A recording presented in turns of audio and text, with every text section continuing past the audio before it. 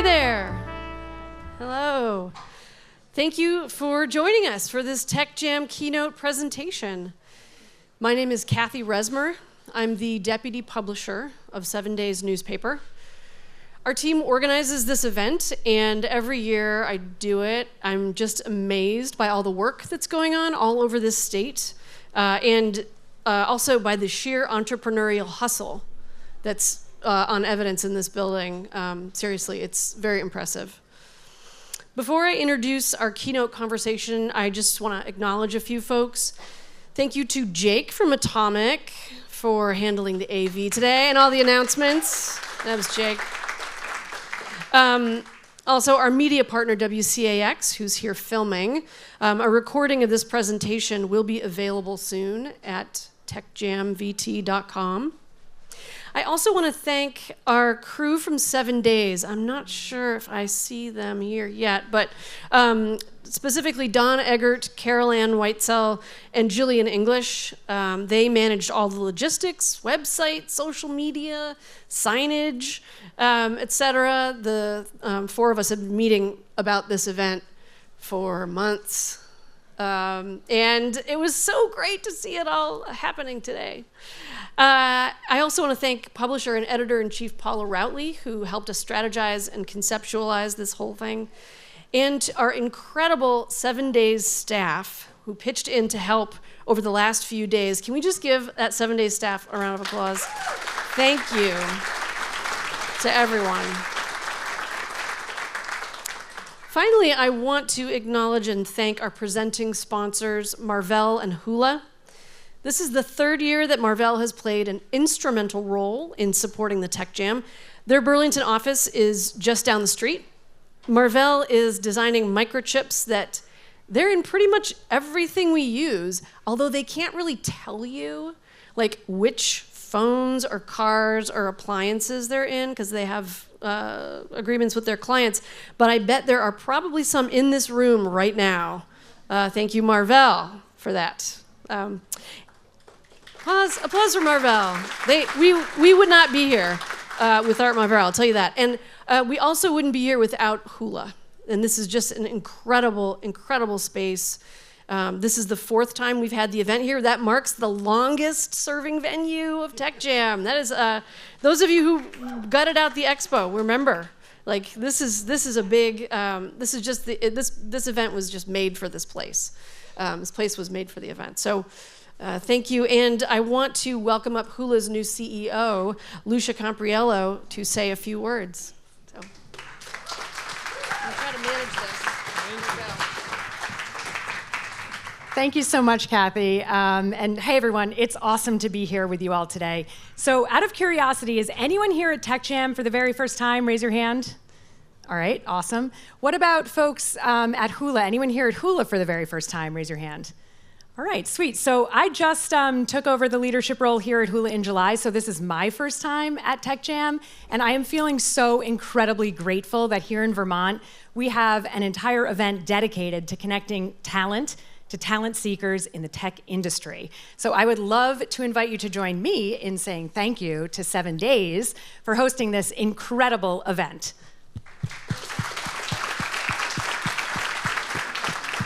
And also, of course, for letting Hula be part of the fun. Thank you so much, Kathy. So here at Hula, we're on a mission to elevate Vermont entrepreneurs and startups and create community connections from a 14-acre innovation hub. Now, I like to say, because I've seen it happen before, that Hula inspires dreamers to become doers. Members join our community as coworkers, they launch their companies from Hula, they grow their teams from Hula, and eventually they move on to larger spaces, which creates opportunity for the next wave of innovators to come make magic at Hula.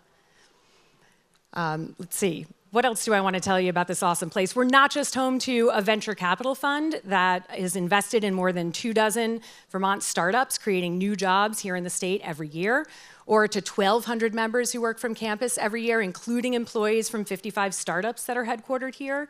But we're also home to 30,000 annual visitors who come to dynamic events just like Tech Jam, or another upcoming event on Wednesday evening, Vermont's premiere of Show Her the Money, with tickets on sale now on 7 Days website, a call to action for gender equity in the venture investing field.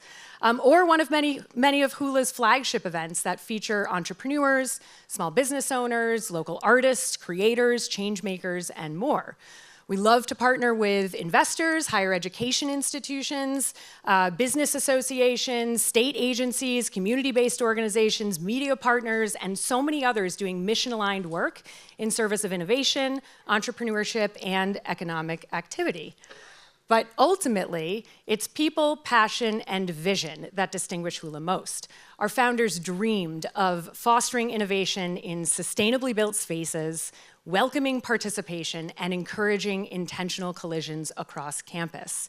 So with that, I want to thank you again for being here today. Thank you for participating in this adventure with us, and I look forward to colliding with you. Thank you. I have to use the stairs. Roland can just hop right on stage here. So actually, one thing you didn't mention that I think is just really important to note, this used to be an oven factory, like not that long ago. This space, it is, the creative reuse of this space is just really remarkable. If anyone who remembers what it was like before, it's just incredible.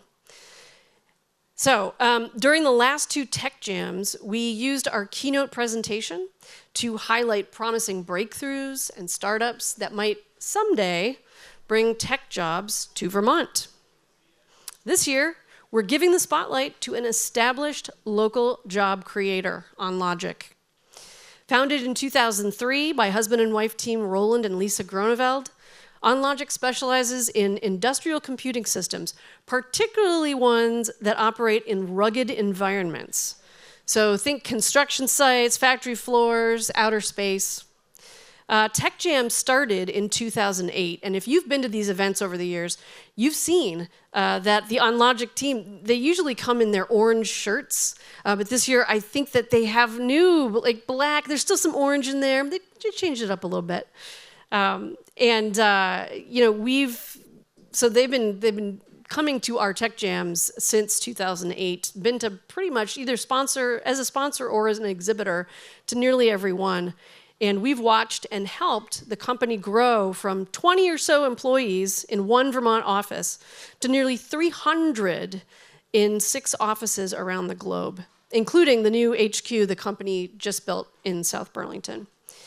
Today, OnLogic's clients include companies like General Motors and General Dynamics, Universal Studios, and NASA.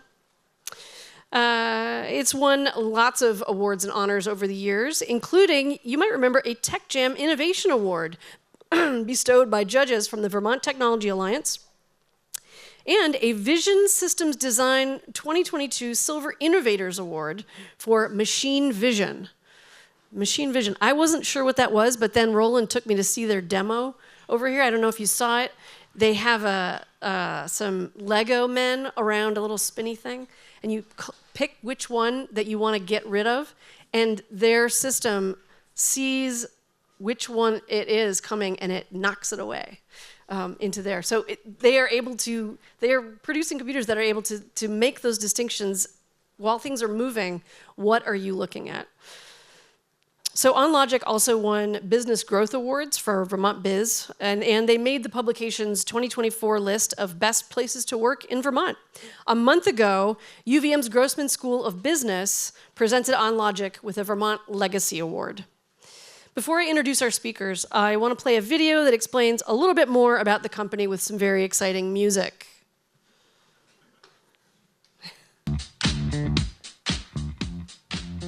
From the harshest environments to the most complex challenges to every part of the edge, that's where you'll find us.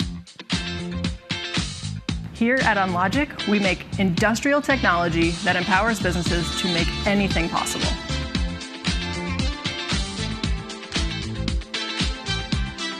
Headquartered in Vermont, with locations in North Carolina, the Netherlands, Germany, Taiwan, and Malaysia, innovation is at the heart of everything we do. Our technology is designed to perform, period. Our compact gateway devices power advanced automation all around the world. Our hardened, rugged computers bring computing power to places it's never been capable of going before. Our server systems power edge AI innovations that are turning today's data into tomorrow's truly revolutionary decisions. And it's not just our products that make an impact. Our people make it possible. By finding new and better ways to overcome challenges. By communicating openly and honestly to make sure every voice and idea is heard. By driving real value in everything we do, right from day one. Wherever progress is being made, whenever technology simply has to work, that's where you'll find OnLogic. We don't just keep up, we set the pace and are always moving forward. We make a difference for our customers. We never stop creating what's next. We believe every challenge deserves a solution. We make it possible. We make it possible. We make it possible. Ready to make a meaningful impact? Join us and make it possible. OnLogic. Oh, I love that music. All right, so this afternoon we're going to hear from OnLogic co-founder Roland Groeneveld and Vice President of HR Lauren Lavallee. Roland grew up in Holland near Rotterdam. He studied electrical engineering and computer science in the Netherlands, and prior to OnLogic, served in management roles at IT and internet infrastructure companies in Europe. That's where he met Lisa, his wife, who grew up in Barre. The two of them moved here in 2002. They started OnLogic together. Roland was the engineer. Lisa brought sales and marketing muscle. Today, Roland is the executive board chair of OnLogic, and Lisa is the vice chair. They live in South Burlington with their 2 kids. And Roland will be joined today by Lauren Lavallee, who embodies the mission of this event. She grew up in South Hero, got an associate's degree at the Community College of Vermont, then a business degree from Champlain College, and started working for OnLogic in 2013. Minus a 1-year break, she has essentially worked with the company ever since. She earned her MBA at Champlain while working full-time as a technical recruiter at OnLogic. I am so excited to welcome both of them to the stage. Come on up.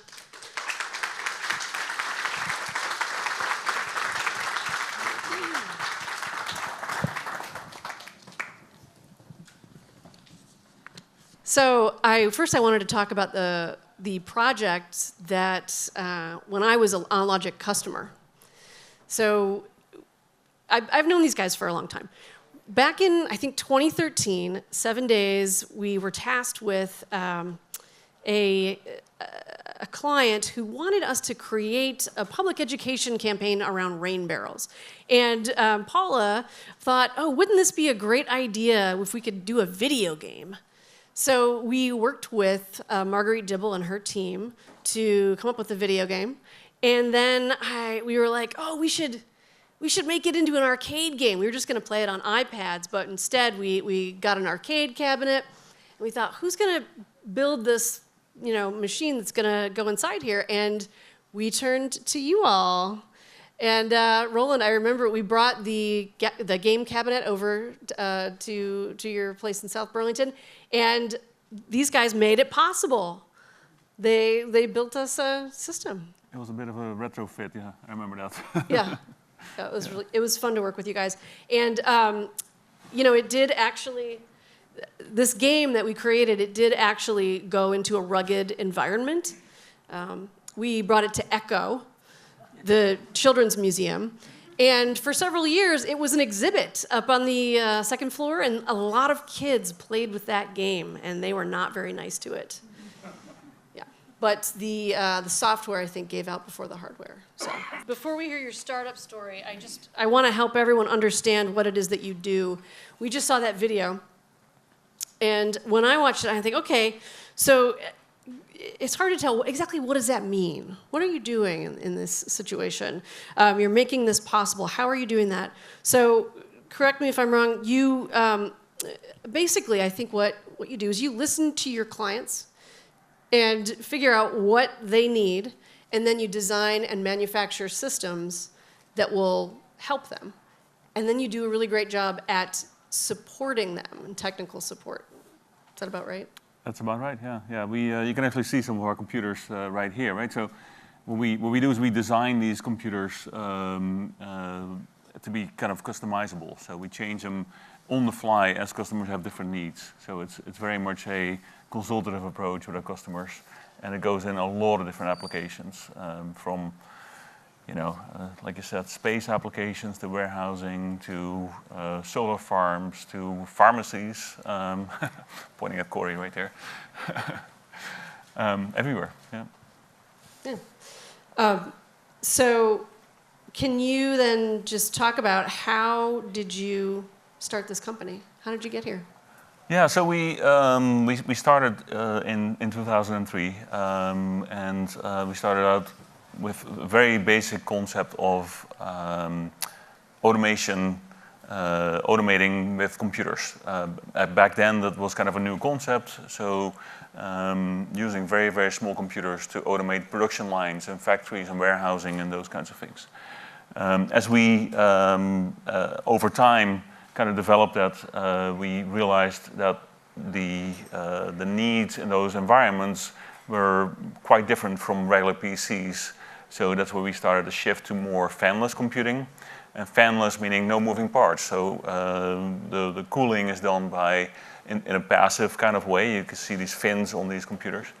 And what that does is it allows us to not have any moving parts. Yeah. And moving parts are typically the piece that breaks down, and that's where that makes a difference. Yeah, well, I was thinking actually more specifically of like you and Lisa. Oh, right. Okay. You're like, yes. Okay, how did this? Because I think I read a story where you were trying to solve a problem, and I think Lisa was like, "Oh, there's something there," or right. You both were. So, can you tell me? Bring us back to that. Yeah, it was really. I mean, very early on, it was.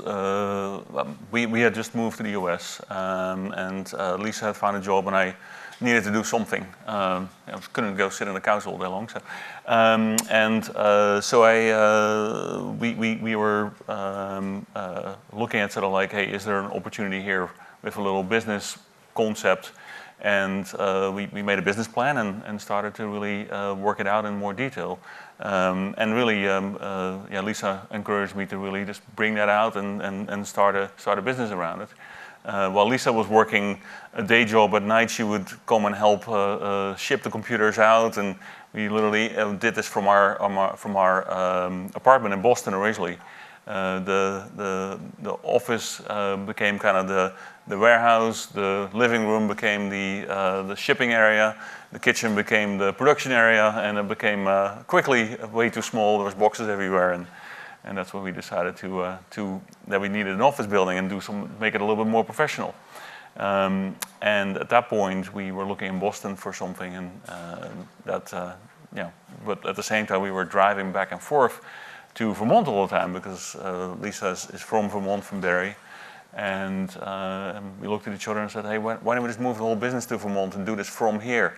It's beautiful here. This is where we really want to be. We're here almost every weekend. And that's how we decided to set up shop in Vermont. Yeah. And you were in South Burlington. You've been in South Burlington this whole time, is that right? Originally in Waterbury near the Ben & Jerry's factory, which was really great. If he had a good month, we brought the whole team out to the Ben & Jerry's to get Ben & Jerry's ice cream. That worked out great. Yeah. But now we are still next to Ben & Jerry's, actually. In the new building, we are next to the Ben & Jerry's headquarters. So we kind of keep following them. There's a pickleball court in there, too. That's right, Yeah. So you OnLogic, and I keep having to stop myself because the company was originally called Logic Supply. Correct. And I'm just saying the name because every time I say OnLogic, I'm like, nope, it's OnLogic. Because it's the same, it's very similar. But OnLogic has grown and changed a lot over the years, and you've added various areas of expertise. You did just talk about the fanless computing. Good. Can you talk about an important moment or discovery or decision that you made that really helped to grow, like what was that little business that you had at home into what we have today? Yeah, I think there's no single big moment, right? I mean, it's, if you think about it, there's a lot of iterative processes when it comes to developing a business. Every day is a new day, and customers come to you with needs, and then you realize, hey, we can build a product for this. We develop about 3 to 5 new products a year. And we have typically 50 people involved in that whole development process.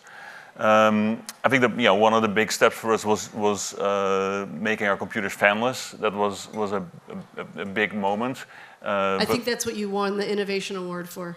Correct. Yeah. And yes, and other things, but yeah. So and then we end up innovating beyond that, right? So we keep adding features that our customers need, and usually those are highly specific features. So sometimes it's because these computers need to function in automotive environments. Let's think about Caterpillar is a great example. They're a customer of ours, and our computers go into their equipment, and in order to run those computers from the voltages that come out of the heavy machinery, and also have the ability to turn computers on and off in a good way. Those kinds of things are really kind of big steps we've made over the years. And then, of course, there's all kinds of new technology developments, right? As companies like Intel come out with their new features, we implement those, and we build our own things around that, and and then really customize it to our customers' needs. Yeah. Speaking of those customers, we've mentioned some of the really big ones, and I'm wondering, how do you land a company like General Motors or Caterpillar or Universal Studios from Vermont? Like, what does that look like? Yeah, that doesn't happen overnight. So for us, a big part of our approach has always been our website. So most of our customers find us through our website first, and they might place an order or call us from there on. And then we have just an excellent team of salespeople and engineers that work with those customers to kind of build out the relationship. An example is Universal Studios, for instance, right? They came to us with a need for an outdoor computer display and an ability to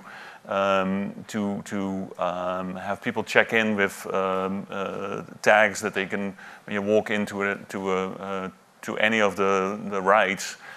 Instead of standing in line, you go and tap the check-in area, and it will tell you come back in in an X amount of time. So there's no queues anywhere. So that's kind of how they came to us and said, like, hey, we want to build this. How can we do this? And we work together with them to make that happen. And that's really very consultative and iterative. And these customers are usually start out very, very small. We have some customers that maybe started buying 1 or 2 computers, maybe 10 a year, and then over time started to buy hundreds or thousands sometimes a year as their business grew as well. So we grow with our customers very much. And I know you can't talk, there's a lot of things you can't talk about with your customers and which ones, but I know that you're working with some really high-level folks doing a lot of different kinds of applications. One of the things you were talking to me about earlier was the a package that might show up at your house. Right. That might have gone through a warehouse. Yeah, so if you think about if you order something online, certainly one of the largest retailers, online retailers in the world is a large customer of ours.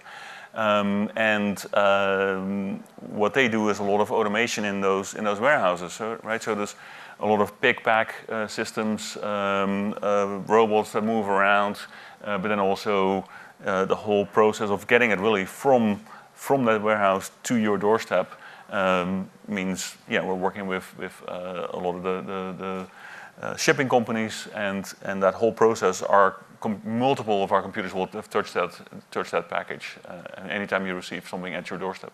Yeah, that's pretty amazing. I know that finding and hiring the right people is a big part of what has made you so successful. And I know that Lauren has been an instrumental part of that for a while. You've been with the company for more than a decade, and I've learned so I've known Lauren for a long time, but I learned so much talking with her yesterday. So I always knew that you were a very determined person, but I didn't know the half of it. Can you tell people about the job that you had when you were a student at Champlain College? Yeah, so I worked in a dental lab for 6 or 7 years, basically making implants that get put in people's mouths.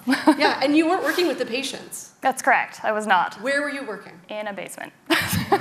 And were you working at odd hours in the basement? All types of odd hours. That was part of what the attraction to the role was one, I loved the owner of the company, and two, was she was very flexible with me around knowing that I was trying to go to school and make money to pay rent and for my college education. So she allowed me to pivot my schedule to make all of that happen, and it was great. No, I just really love that image that you showed me. Like you were listening to headphones and you're working on this thing in the basement. That is that nice. Kind of determination that you need. Yeah. That I think every employer wants to find those people who are going to do that work. So I appreciated that. Can you tell us about how you ended up at OnLogic? Yeah. So I was volunteering for Habitat for Humanity on the side, and my mentor there was talking to me about what I really wanted to do in the long term, because every opportunity that I was working was kind of more to pay the bills than a true passion in my life. So in talking with her, she actually knew of somebody sitting in the audience who worked for Logic Supply at the time, and said, hey, you might want to try and apply for this role. It's in marketing and recruitment. It's around people, you love business, give it a shot. So I went and I interviewed, and I fell in love with the values, the culture, the people I met. It's just a phenomenal company, and I've been there ever since. Yeah, and clearly they have a lot of trust in you. And when they actually expanded to North Carolina, I believe you opened that office. Sure did. And went from 0 to 50 people in like a year. Yes, we did. It's quite the journey. Yeah, that's, I mean, I don't know. It's impressive to start that up and make it go and get the right people and get them all to row in the same direction. Yeah. The alignment is key. Yeah. And what's your job now? Can you tell us about that? So I lead human resources at OnLogic, which is a global team. So I have representatives in the Netherlands, Taiwan, and then also the US. Yeah, I think you had, how many direct reports now? So the team is 14. Yeah. Yeah. So managing all these recruitment professionals all over the world. Yeah. Yeah. And what's your pitch for OnLogic? What do you tell people? What sets the company apart? Yeah. So people, culture, and impact. So we are very careful about who we hire. We like to hire slow to really make sure that we're bringing in the right types of culture fits, the right types of mindsets that are going to be able to contribute towards our current and future growth. So they're a core fabric to what really helps make us run. And then the culture, obviously, that is founded by the core values that Lisa and Roland set out when they started the company are still our values today, and they can show up in every avenue of how we make decisions and how we operate.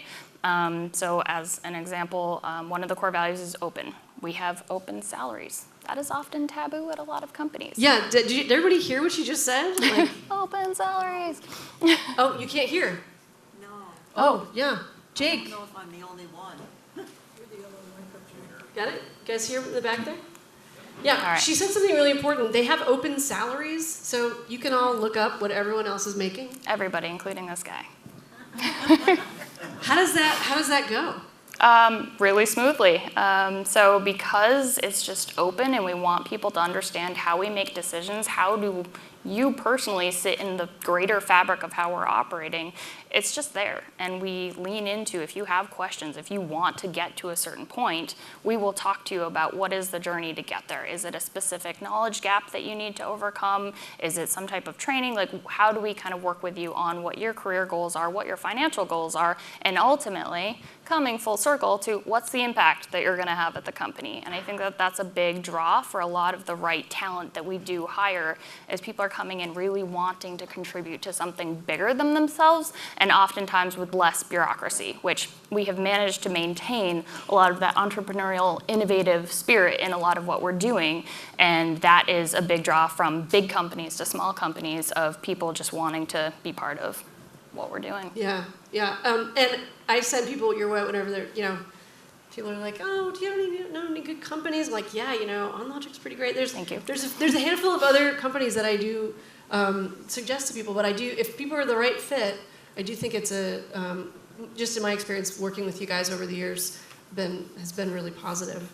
And I do have to ask though, how do you tell if someone has that grit and determination where they're going to sit in the basement and make the molds and do the thing? How do you test for that? Yeah. We don't have a basement, by the way. No basement. No basement. Literally no basement. I've been to their building. There's no basement. But. Yeah, no, that's a great question. And I don't know that we've officially unlocked the total key to that, but a lot of the way I would define it is really passion. So whatever somebody is passionate about, and they're going to hang on to that and drive after that, no matter what, that is a lot of what we're really looking for. So for me, it was a passion of commitment to my education and to wanting to further myself. But as I made it through my career longer, I learned I'm passionate about people. I'm passionate about business. How do I pull that together and really make it something that has an impact in a business and in people's lives every day? So as we interview, we try to understand, what do you do on your free time? It's not just what are your skills, where'd you work, why'd you work there? It's really, what hobbies do you have? Have you tinkered with this thing? Do you enjoy working on cars? Is it that you just love networking with people? And all of those kind of threads have pathways into meaningful careers. And if you are brave enough and resilient enough to really hang on to whatever that is, we'll find an opportunity to, I think I just dropped, but. Did you drop? To engage in a conversation. How's our mic's situation? All right. Okay? Cool. Yeah. Can you guys still hear us? Hello. Okay, good. Okay, thank you, mic check.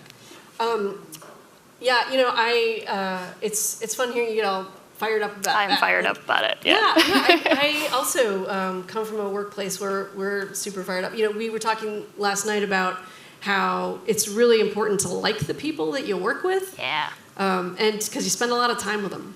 Do.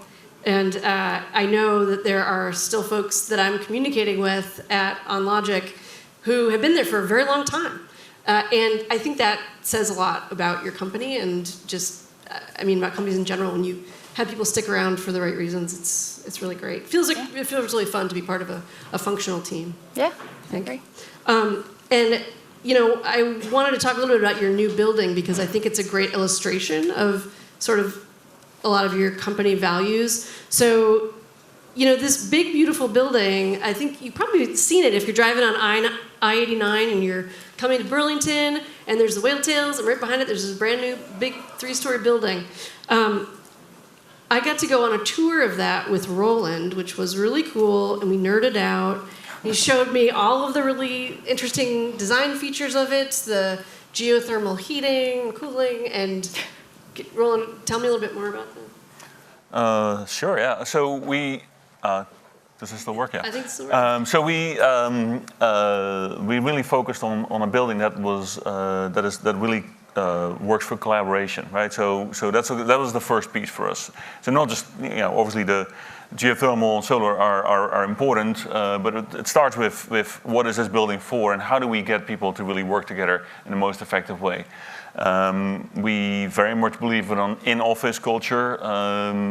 Being remote, I understand for some people works really well. For us, we really believe very much in working at the office together with other people, and the conversations you have around the coffee maker or at the cafe are with colleagues that may not be in your own team. Those are the conversations that really spark the innovation around the company. So really, it kind of starts with that layout, right, and the flow of how everything works. And we have a pretty specific need because we have a large amount of office space that we need. So we have a whole office side of the building, but we also have a large warehouse and production space. And that flow is also very important to us for that to work well together. And then from there on, we then developed the building together with the architects and really worked on how do we make this the most energy efficient building that we can think of, and probably one of the most energy efficient buildings in the state. We have solar on the roof. It's a 500 kilowatt solar array. That's the maximum you can possibly do before you become a utility, which is, I didn't know, but that was interesting. They're like, if you do any more, you're going to become a utility and then you get regulated by the government. You don't want that. So. So then we also have a geothermal system, so that's for the heating and cooling needs in the building. So effectively the building is a net zero building, some days better than other days, but generally it's a net zero building, so it runs on its own power for the majority of the time. Yeah, it's Hula is the same way, I believe, has geothermal here. Hula has geothermal as well, yeah, and I know Beta has too. So all the newer buildings, really, it makes a lot of sense to do this. Yeah. And there's also a special, I know there's at least one special room in OnLogic where they test their technology, because in order to get it to withstand a rugged environment, you have to sort of create the conditions. Right.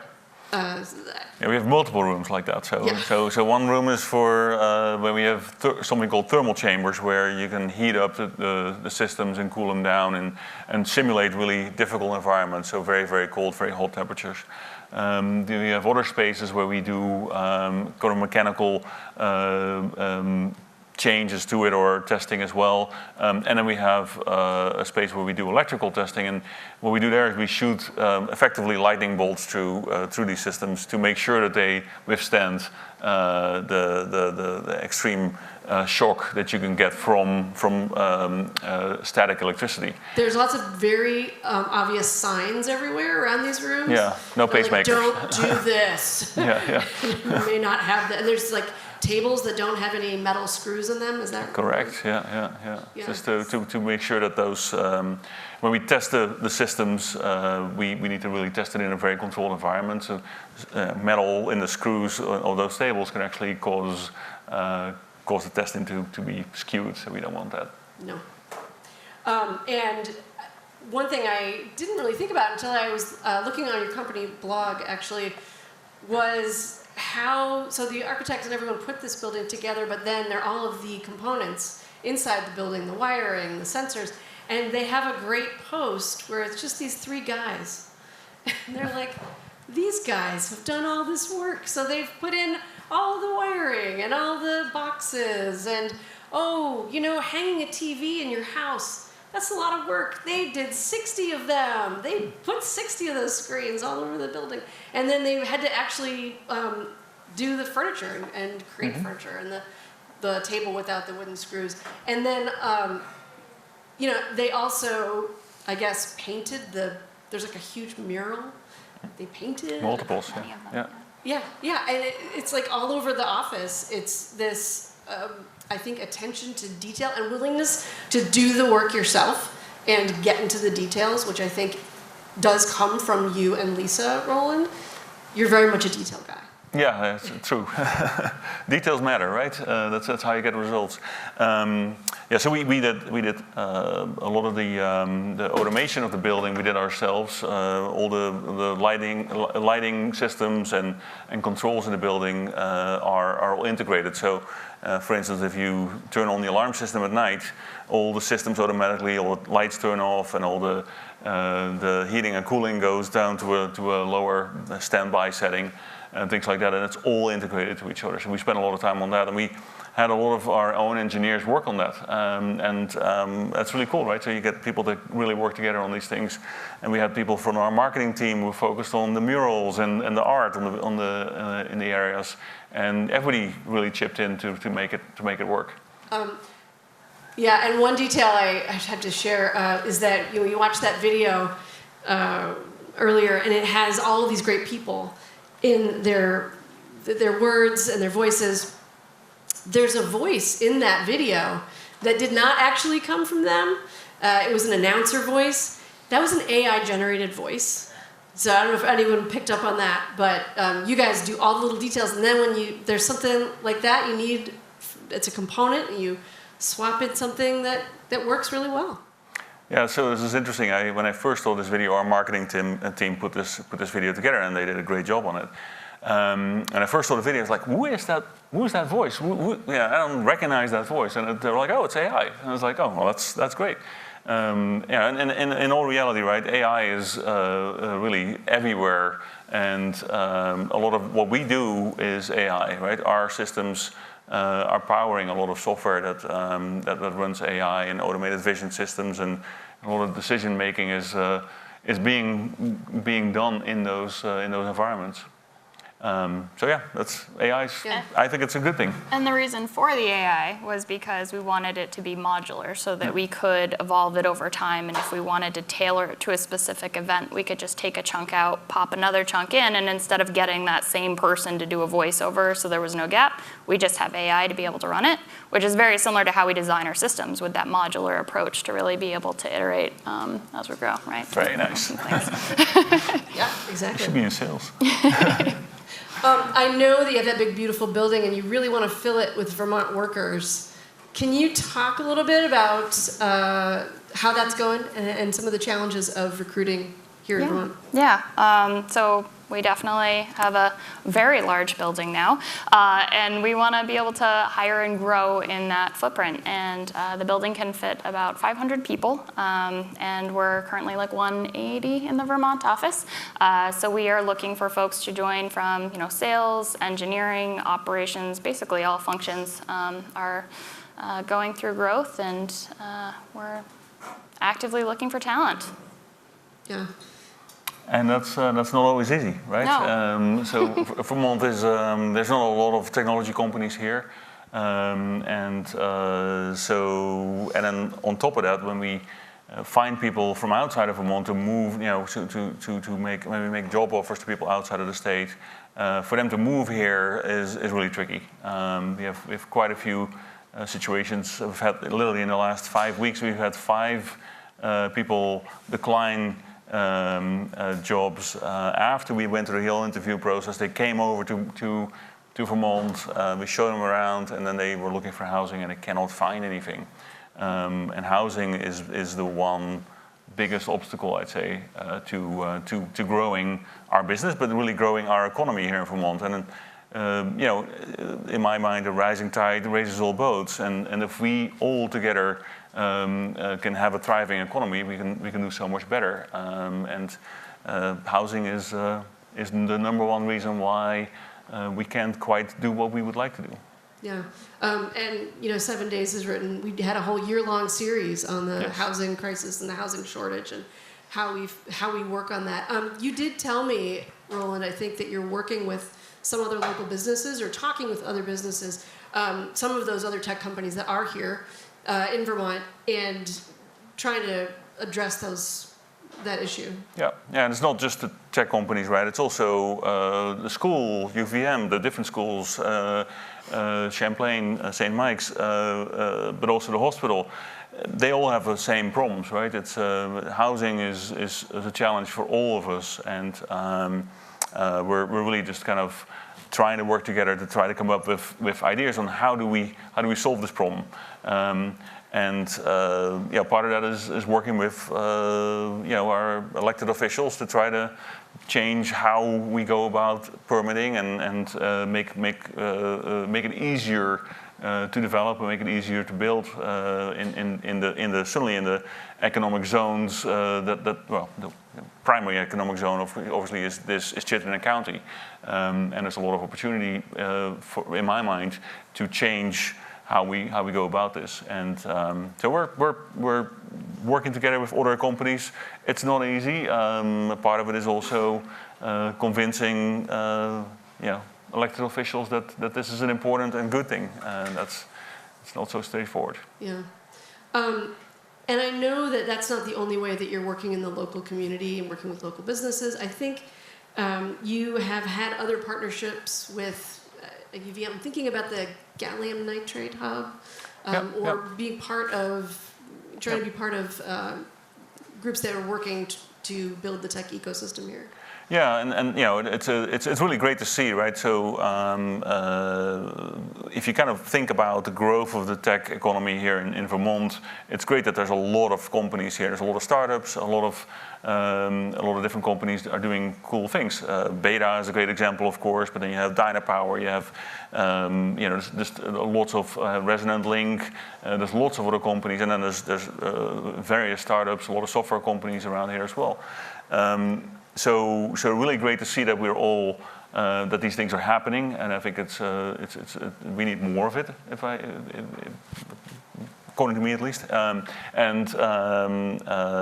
think there's a real opportunity for us to work together and also innovate, right? So the Tech Hub is an example where we try to work together on developing a new technology. That's not quite taken off yet, but we've been taking first steps on working on that. But the other thing we do, of course, is work with the colleges here and work on internships and getting students in the company to experience what it is and to work for a technology company and sort of work on that talent pipeline. Yeah, I was just talking with one of the first robotics students who was saying that she had interned at OnLogic. That's right, yeah. Yeah, recently. So, yeah. Roland, can you tell me we're going to wrap up in just a minute here, but where is OnLogic headed in the next few years? I know you guys are just navigating this whole space is changing so quickly. Where do you see yourself in 5 years? Yeah, I mean, 5 years is a long time in our industry, but we can continue to innovate on all the on our products to really be there for what our customers need. And a big part of that is AI, right? We've talked about this already quite a bit, but a lot of customers are really starting to think right now. What can you do with AI in your factories or your warehousing or in your development process? And over time, we can kind of continue to work with that and kind of match our hardware to the software and the AI features that they need. I think that's, if you kind of look at automation in general, right? More and more companies are doing more automation. We're taking the mundane jobs away, not the jobs, mundane tasks, and so people can really focus on higher level things, and that's really what automation can do. Yeah, great. And Roland, I think you and Lisa have both sort of stepped back, although you're still very involved with the company. You sort of stepped back and transitioned the day-to-day management to a new CEO and leadership team in recent years. And I'm wondering, I think you also still own the company, though. Yes, so we have about 180 shareholders. Let's start there. So Lisa and I were the first shareholders, and we own 90+% of the company. But the rest of the business, the rest of the shares are owned by the rest of the team. So we have 180 people total in the global company that are shareholders. And anyone in the company can become a shareholder, and that's really just to kind of make sure that everybody participates in the success of the company, and that's been quite successful. Kind of back to sort of the leadership team. It's people like Lauren that really elevate that leadership team, and it allows us to really focus on the things that we feel passionate about. So I spend a lot of time on the development of the product and the engineering side of things, but and Lisa is really focused on sales right now. But having the ability to not work on the minutia sometimes that business can be, right, and really focusing on the things where you make an impact is really quite cool. Yeah. Is that part of your pitch to people also? Part of my pitch. For sure. Actually 7 Days is in a similar situation. We have 13 employee owners, and it's really great. Yeah. Great situation. Okay, so I think that we are going to open up the floor for questions. Do folks have questions? Yeah, actually I have two questions. But we'll start with the first one, maybe come back to me for the other one. First one's for Lauren, and that is, you mentioned, functions like operations and marketing, sales, and engineering as one term. Can you tell us more about the types of engineering skills and disciplines that you're seeking for your workforce now? Yeah. So we hire mechanical engineers to design the exterior of our systems, and electrical engineers, validation, sustaining engineers, what else am I missing? Firmware engineers. I mean, it's full gamut of a lot of the engineering focus to be able to bring a full solution to our customers, and that does evolve, obviously. You know, as we're going into more of the AI space and looking at the ML skill sets and really being able to bring in those types of engineering capabilities as well, we're always evaluating what our kind of technical stack is and what talent we need for it, and evolving that over the years as we grow. Does that answer that enough? Great. So someone up here. Hi, I have a question for you, Roland, about your kind of background and inspirations. I actually just moved back from the Netherlands after living and working there for a few years in tech there. And I know there were some kind of big differences between working culture there and here. And I was wondering if there are any elements of Dutch or European working culture that you've tried to instill here, or if it's more of a pure American-style company. Might be, Lauren might be better in answering that one, but I'll start first. I think as you know, the Dutch are very direct and like sometimes to a fault. But I think one of the things we really try to practice is feedback, right? Open feedback to people, and in a kind and positive way. But that is something that we've instilled throughout the company, and that's different in different areas, right? So if you go to Asia, that is people aren't always used to speaking up and providing that feedback or really just participating in a group discussion. So that's an example of that. I think overall, it's really all about finding the right people. It's more of a mindset that we are looking for, and kind of the people with drive and passion, and you can find those anywhere in the world, right? So, but there's definitely some differences. In the Netherlands, in our office there, it's very international. When you were there, I'm not sure where you were living, but there are just so many nationalities now. From when I moved away there, it was quite different. But now, because of the war in Ukraine, you have a lot of Ukrainians there actually. And so when you go to a grocery store or anywhere, a lot of the time people don't speak Dutch anymore, which is kind of an interesting shift in my mind. But not a positive shift as well, because you get a lot of these cultures that add to the mix. In that sense, Vermont is quite different, because Vermont is a bit, homogenous. Let's say. Yeah. Does that make sense? I see another question over here. Before we have a chance for that, I wonder if you both could talk about some of the things that you do to make your teams, your remote teams, feel connected to the home office. Because I know you have meetings and meeting space. For sure. So I think we have different tactics for how far away that team maybe is. But internationally, we've done things like looking at what are some of the traditions of the different locations and kind of bringing those into. We have special beverage Fridays every single Friday, but we've been kind of taking some of those and making more regionalized cultural experience for our teams, so that we can all kind of share in some of that exposure.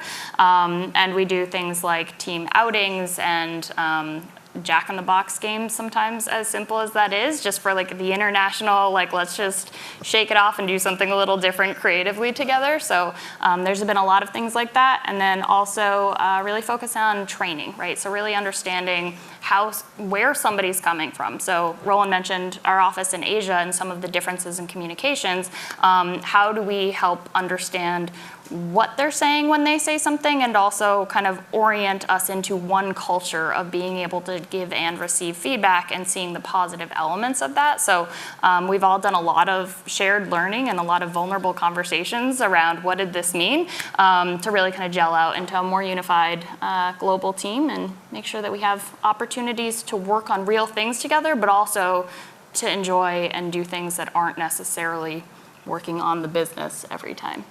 And also video meetings, right? I mean, that's something that really in the last 10 years or so, that's made a big difference, and it's now more and more used, and so we've done video for a long time, video meetings, and but those really help kind of getting that face-to-face conversation going. Hello, I'm Sandra, and you speak my language, even though I don't speak Dutch, but open feedback, as a German-born, I embrace that, so thank you. Another European-centric question, apprenticeships. I heard you do internships, but we have Vermonters who are not going to college. Apprenticeships at your company, is that something that you're doing or exploring? It's something it's interesting. We were just spending some time on this with some people from the States, from the Labor Department. We don't have a formal apprenticeship program because the roles we have are so varied. So it's different from apprenticeships as an electrician, where it's a very standardized program, or a plumber, or those kinds of things. But we are, for us, internships are really important. But we do have, through Vermont Technical College and some other approaches, and also some of the high schools we work with to have people go and come and get some job experience, right? So just working on initially maybe a production line, and kind of then starting to go towards different areas. And we've had very successful situations where people started in our operations team on the production line, and then going to tech support, and then going to sales, for instance, or going to accounting or different areas. So that actually has worked quite well over the years, and so that we're a big fan of it. And internships is something that in Europe it's very standard, right? Internships is part of your education. So we're also really working with the local colleges here to work on internship programs, to see that more as a standard part of the curriculum, and that I think is starting to take off as well. Yeah. I have a question over here. This is a question for Roland. I'm wondering if you foresee your hardware going to more in the AI space, because we know how much the intensity of hardware you need to do the AI. I think that your product will be maybe like AI on the edge, kind of like offload some of the processing power. So do you foresee yourself in that space? Yeah, so now you talk about the edge, which is kind of a very industry-specific term. But kind of we see, in our industry, edge computing is really something that is not a data center. So data centers are Amazon and Microsoft run data centers. Edge computing tends to be something more on-premise, so in the factories or in the offices. And yes, we're working that kind of on multiple levels, right? So we have edge servers that allow for AI processing. They're a lot more powerful than you can actually do with fanless computing. There's a limit to fanless computing because passive cooling is all about how much dissipation you can do. So we do that with edge servers, but we also are building more and more extremely power efficient AI neural processing units and GPUs, graphics processing units, in the equipment that we are using. So really power efficiency is a big part of that, because you don't always have large amounts of power available in these settings. Did I kind of answer your question there? Okay, I see you here. Can you please stand up, sir? Thank you. I was curious, in the first, say, 2 years of the company, what some of the biggest challenges were outside of the technical space, actually, more in the business model or developing your initial customers, pilot projects, and what the challenges were in there as you were building the initial business case for OnLogic.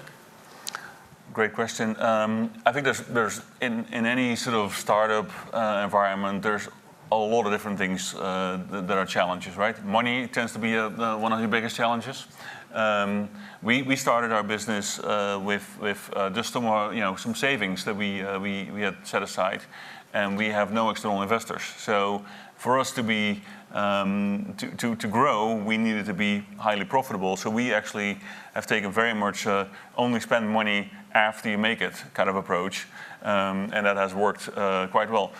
But I think the biggest challenge is always finding the right people. The skill sets are, what we do is highly specific. Those skill sets are hard to find, certainly in Vermont, but even in the US sometimes. And that's why we've opened offices in other locations over the years. But when you're really small, that's really not something you can do, right? So you really focus on what you can find and sort of, yeah, take one step at a time. But that's the best approach anyway, right? It's kind of easy to see where we are right now with, you know, a pretty large building and all these products that we have. But you know, starting from nothing is really kind of what that is, and that is hard work every day. And you got to just put in the effort. It's just like that. Yeah. We have one more question here. I have a question for Roland. I'm curious about the process. You know, you go through the development, you have a product, you've done all your testing in-house, and you're now starting to work with a customer. How do you decide how many customers or people that initially test prior to actually launching your product? What's that process like where you actually have them, you know, internally testing? Who do you choose? I'd love to learn a little bit more about that. Yeah, that really depends on the product, and a lot of, so if we have a product that we've already used, and you know, it's an iteration on an existing product, then it is more straightforward because you have existing customers that might have a need for it, and those are kind of the launch customers you work with. I think the trickiest part is always we all make mistakes, so we might have something that's not quite functioning the way we were hoping for. So the tricky part is always, your development process is multiple stages. So we have a very standardized process, which we call EVT, DVT, and PVT, engineering, development, and production validation. So those steps are really important, and really going through those steps and doing all the testing to go with that.